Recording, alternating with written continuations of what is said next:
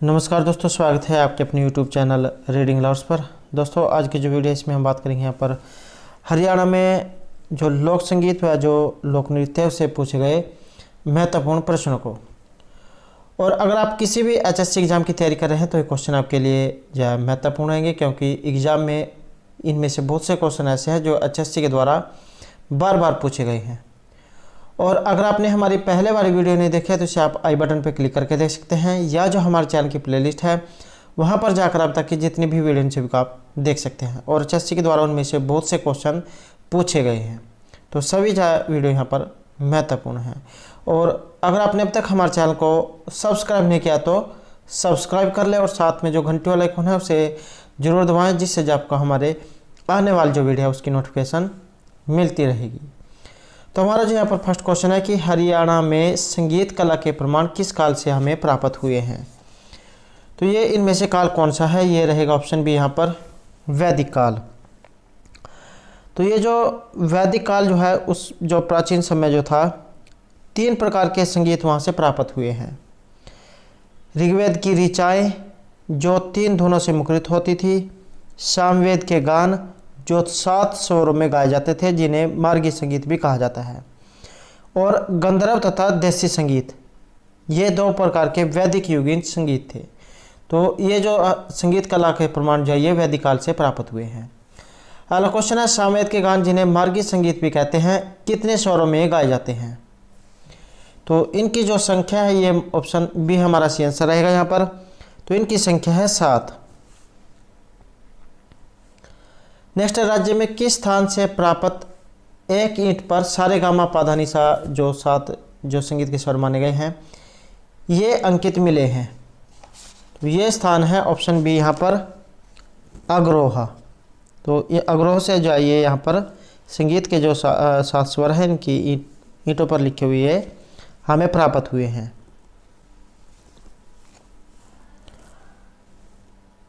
और 9वीं शताब्दी में। नेक्स्ट है प्रसिद्ध ख्याल गायक होदू खां का संबंध इनमें से किस घराने से था।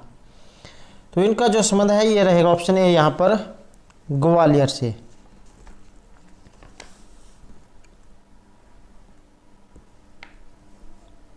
और क्वेश्चन है उत्तर मुगल कालीन प्रसिद्ध ख्याल गायक कल्लन खां कहाँ के निवासी थे। तो इनका जो संबंध है ये रहेगा ऑप्शन ए यहाँ से रेवाड़ी से। तो कल्लन खां जो है ये रेवाड़ी के रहने वाले थे, और ग्वालियर घराने के प्रसिद्ध ख्याल गायक थे हद्दू खां, उनके ये शिष्य थे। अगला क्वेश्चन है कल्लन खां इनमें से किन के शिष्य थे। तो ये थे हद्दू खां के शिष्य। नेक्स्ट है हरियाणा में लोक संगीत के अंतर्गत किसे सम्मिलित किया गया है। यहाँ हमारा सी आंसर रहेगा ऑप्शन सी शास्त्रीय संगीत और देहाती जो संगीत है इन दोनों को। शास्त्रीय जो संगीत है जैसे बारामासा, जयमल फत्ता, तो ये है शास्त्रीय संगीत के रूप। और देहाती संगीत जैसे भगत पूर्णमल, आपने सांग सुना होगा भगत पूर्णमल का, और अनुष्ठानिक गीत, गाथा गीत, तो ये इस श्रेणी में आते हैं। नेक्स्ट है अहीरों द्वारा गाया जाने वाला प्रमुख राग इनमें से कौन सा है। तो इसका नाम है राग पीलू। तो अहीरों के द्वारा ये गाया जाता है। नेक्स्ट है राग पीलू में अर्धस्वरकों की संख्या कितनी मानी गई है। तो इनकी जो संख्या है ये रहेगा ऑप्शन बी यहाँ पर 12 इनकी संख्या मानी गई है। और अहीरों द्वारा ये गाए जाने वाले कुछ राग हैं। 12 अर्धस्वर जो है इसमें, और इनके साथ ठाठ का प्रयोग इसमें किया जाता है। नेक्स्ट है हरियाणा में विभिन्न अवसरों पर गाए जाने वाले लोकगीत कौन कौन से हैं। यहाँ से आंसर रहेगा ऑप्शन डी। कुछ जो है यहाँ पर ये जो बालक के जन्म पर गाए जाते हैं, और विवाह त्यौहार इनके अलावा भी है जैसे जन्म मरण, बच्चे का जन्म लेना। तो अलग अलग अवसरों पर जो हरियाणा में लोकगीत जो है गाए जाते हैं। नेक्स्ट है बालक के जन्म पर गाया जाने वाला गीत इनमें से कौन सा है। तो ये है ऑप्शन डी यहाँ पर सोहर, आशीष और बधाई गीत तो ये बच्चे के जन्म होने पर गाए जाते हैं। नेक्स्ट क्वेश्चन यहाँ पर पीलिया किसके अवसर पर गाया जाता है? तो इसका जो संबंध है रहेगा ऑप्शन ए यहाँ पर जन्म से। और ये जो पीलिया गीत है, जो पीला रंग जो है ये मंगलमय बाधाओं का विनाश करने वाला माना गया है, इसलिए जन्म जो है इसके अवसर पर मंगलमय पीलिया गीत गाया जाता है।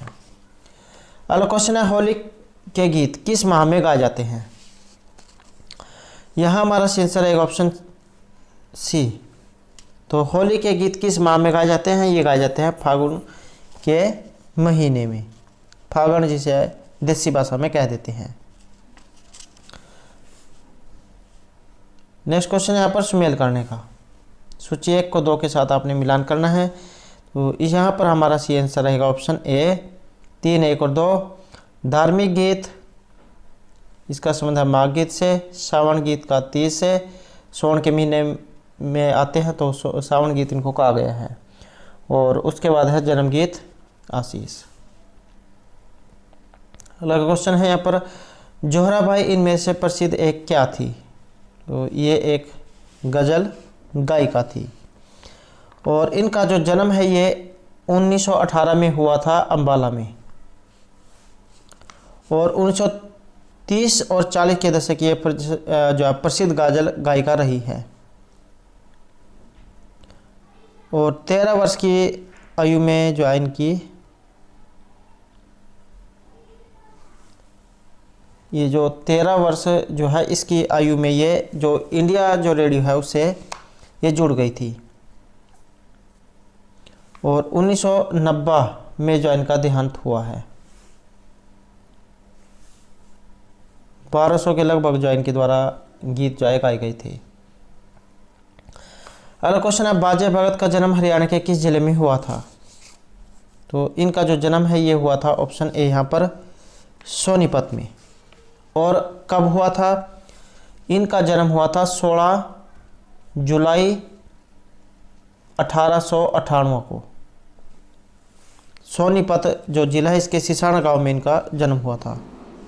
और 20वीं जो सदी है उसके ये एक महान कवि थे, रागनी गायक या सांगी आप कह सकते हैं। और बचपन का नाम था इनका बाजीराम। और इनके द्वारा लिखे हुए कुछ ग्रंथ हैं जैसे नल दमयंती, सरवर नीर, जानी चोर, सत्यवादी, राजा हरिश्चंद्र, पूर्णमल, गोपीचंद। और 16 फरवरी 1939 को जो इनका देहावसान हो गया था, मृत्यु हो गई थी। अगला क्वेश्चन यहाँ पर पंडित जसराज संगीतज्ञ का जन्म कहाँ पर हुआ था? तो इनका जो जन्म है ये माना जाता है ऑप्शन डी हिसार में। और कब हुआ था? 28 जनवरी 1930 को। तो 28 जनवरी 1930 को जो है इनका जन्म हुआ था हिसार जिले के पीली मंडोरी गांव में। और इस समय जो ये फतेहाबाद में आता है। अगला क्वेश्चन यहाँ पर पंडित जसराज किस विधा के लिए जाने जाते थे? इनका संबंध है ऑप्शन ए यहाँ पर शास्त्रीय संगीत थे। और ये एक तबला वादक भी थे।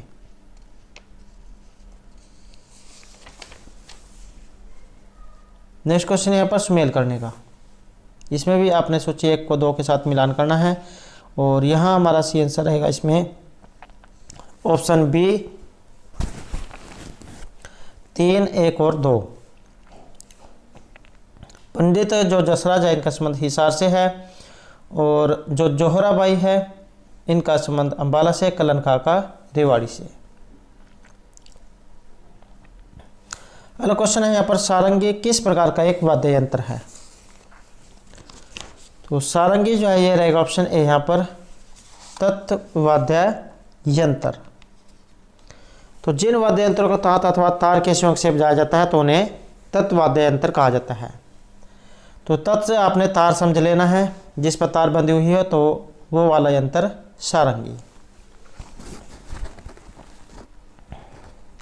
और 4 प्रकार के वाद्य यंत्र जो है माने गए हैं। तत्वाद्य यंत्र, सुशीर वाद्य यंत्र, अनुबद्ध वाद्य यंत्र और घन वाद्य यंत्र। अगला क्वेश्चन है किस एक तंत्री वाद्य पर सांगी व लोक गायक गीत गाते हैं? तो इसका नाम है यहाँ पर ऑप्शन बी सारंगी। और यह जो वाद्य यंत्र है सागवान, कैरी, रोहिड़ा की जो लकड़ी है उससे ये बना होता है। प्राचीन जो नाम इसका सारिंदा है और इसमें प्रयुक्तार बकरे के आंत से बना होता है, ऐसा माना जाता है। अगला क्वेश्चन है, इनमें से किस वाद्य यंत्र को जोगियों ने प्रसिद्धि प्राप्त करवाई है?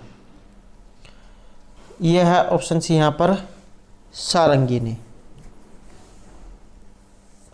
और राज्य के जो सर्वश्रेष्ठ सारंगी वादक है ये पानीपत घराने के मामन खां को माना जाता है। नेक्स्ट है, इनमें से किस वाद्य को पेटी बाजा कहा गया है?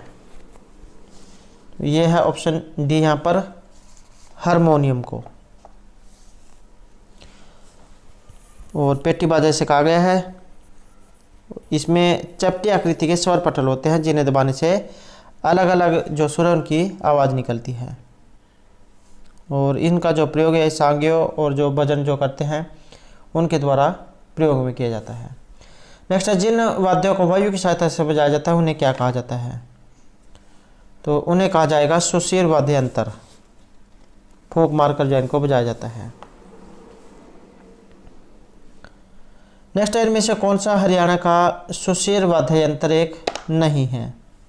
तो ये है यहाँ पर ऑप्शन डी डेरू। बाकी और बीन, बांसुरी, शहनाई जाइए रहेंगे। अगला क्वेश्चन है, सुशीर वाद्य यंत्र बांसुरी में कुल कितने छेद होते हैं? तो यहाँ पर जो छेदों की संख्या है ये रहेगी ऑप्शन सी यहाँ पर 7 इसमें संख्या मानी गई है। नेक्स्ट है, इनमें से बीन किस वाद्य यंत्र के अंतर्गत ये आता है? ये आता है यहाँ पर सुशीर वाद्य यंत्र के अंतर्गत।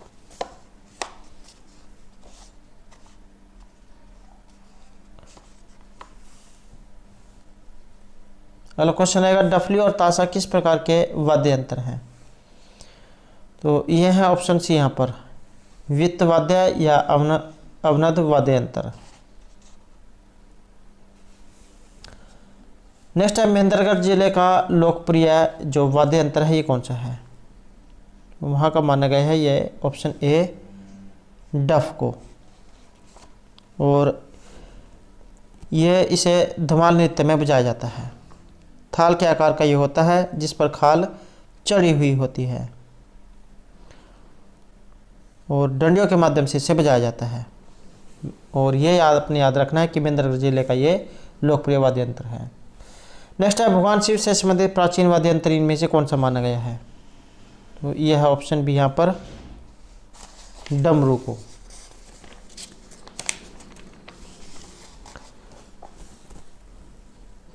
और इसके जो दोनों सिरे जो है तरफ इस पर खाल चढ़ी होती है और बीच में 2 छोटी रस्सें बंधी होती है और इसे जो है बीच से पकड़कर बजाया जाता है।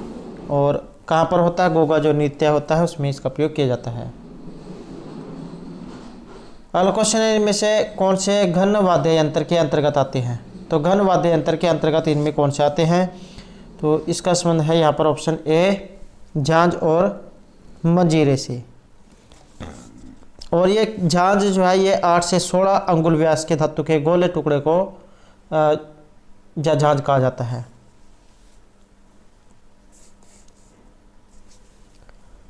अगला क्वेश्चन यहाँ पर आम की लकड़ी से बना वाद्य यंत्र इनमें से कौन सा है? तो ये है ऑप्शन सी यहाँ पर खड़ताल। तो आम की जो लकड़ी है उससे ये बना होता है और लकड़ी की 4 जो पटिया होती है उसका इसमें प्रयोग किया जाता है। नेक्स्ट है, होली, तीज और गणगौर पूजा के अवसर पर इनमें से किस नृत्य का आयोजन किया जाता है? तो ये नृत्य है यहाँ पर घूमर नृत्य। और एक एग्जाम में क्वेश्चन पूछा गया था कि इनके द्वारा ये किया जाता है, तो महिलाओं के द्वारा ये किया जाता है। हरियाणा का जो दक्षिणी जो क्षेत्र है इसमें ये अधिक लोकप्रिय है।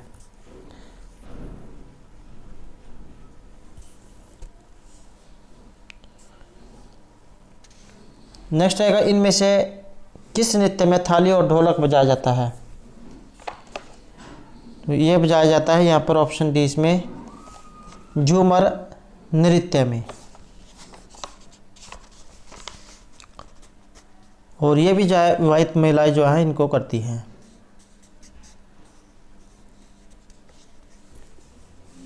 अगला क्वेश्चन रहेगा, और जो ये जो यहाँ पर झूमर नृत्य है इसे हरियाणा में गिद्दा के नाम से भी जाना जाता है।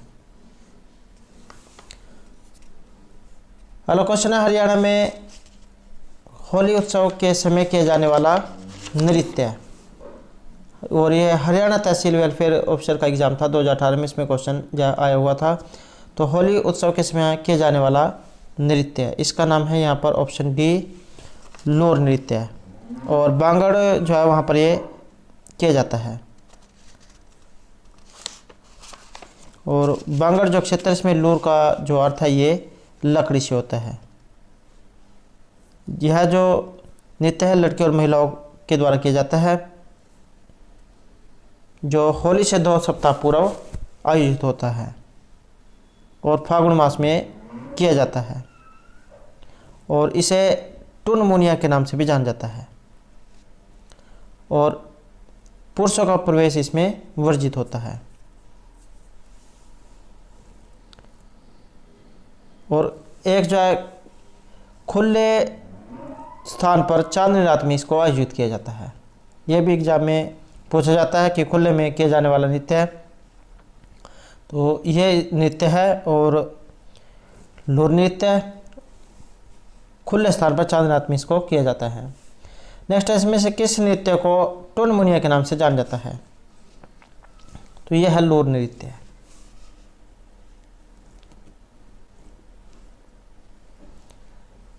नेक्स्ट है, इनमें से कौन सा नृत्य लड़के के विवाह के अवसर पर स्त्रियों के द्वारा बारात के जाने के बाद किया जाता है? तो बारात के जाने के बाद इनमें से किया जाने वाला नृत्य है। तो इसका जो नाम है यह है ऑप्शन बी यहाँ पर खोड़िया नृत्य। और मध्य हरियाणा में ये प्रसिद्ध है। जब बारात जाने वाली होती है तो उसके बाद ये किया जाता है। और इसमें केवल महिलाएं ही भाग लेती हैं। और इस नृत्य को बकोड़ा भी कहा जाता है। नेक्स्ट है, विवाह समारोह में कौन सा नृत्य मुख्यतः किया जाता है? तो विवाह के अवसर पर किया जाने वाला तो ये है घोड़ी नृत्य। इस जो नृत्य इसमें गत्ते और रंगीन कागज से या एक घोड़े का मुखौटा बनाया जाता है और उसके अंदर आदमी प्रवेश कर कर जाए, उसके बाद नृत्य करता है। तो क्वेश्चन है कि किस नृत्य में भक्ष्यों को जंजीरों से पीटते हैं? तो उस नृत्य का नाम, तो इसका जो नाम है यह है ऑप्शन बी यहाँ पर छड़ी नृत्य।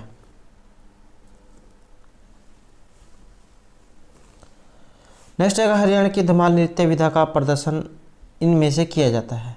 और एग्रीकल्चर का एग्जाम था, उसमें क्वेश्चन पूछा गया था हरियाणा की धमाल नृत्य विधा का प्रदर्शन। तो इसका जो संबंध है रहेगा ऑप्शन है यहाँ पर हिसार से। और इस नृत्य की लोकप्रियता महेंद्रगढ़ और जो झज्जर जो है वहाँ पर है। नेक्स्ट क्वेश्चन रहेगा, महाभारत काल से चला आ रहा नृत्य इनमें से कौन सा है? तो इस जो नृत्य इसका नाम है ऑप्शन ए यहाँ पर धमाल नृत्य है। और इस नृत्य का आयोजन चांदनी रात में खुले मैदान के बीच होता है। और इस समय जो है नृत्य फसलों की कटाई की खुशी में किया जाता है। नेक्स्ट इनमें से कौन सा नृत्य वीरस प्रधान है? तो ये माना गया है यहाँ पर ऑप्शन सी सांग और डफ नृत्य को। और डफ जो नृत्य है ये फसल कटाई के उल्लास का प्रतीक है, जो वसंत ऋतु के आगमन पर किया जाता है। नेक्स्ट है, पलवल, होडल, बल्लभगढ़ जिलों से संबंधित नृत्य है। तो इसका नाम है यहाँ पर रसिया नृत्य।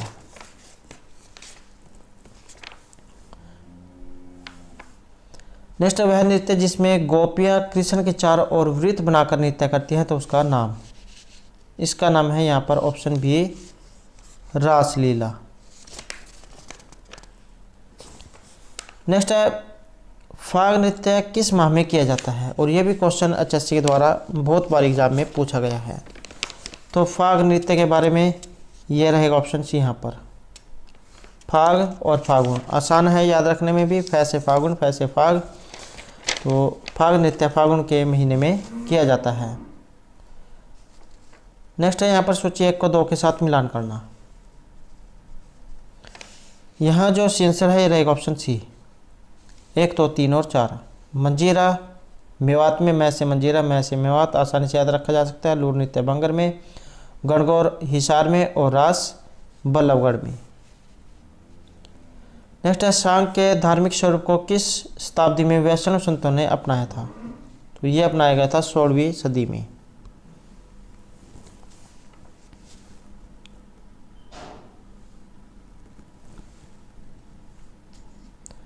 नेक्स्ट है सांग मंचन के अंतर्गत किस रस की प्रमुखता देखने को मिलती है, तो इसमें रहेगा ऑप्शन ए, श्रृंगार रस की।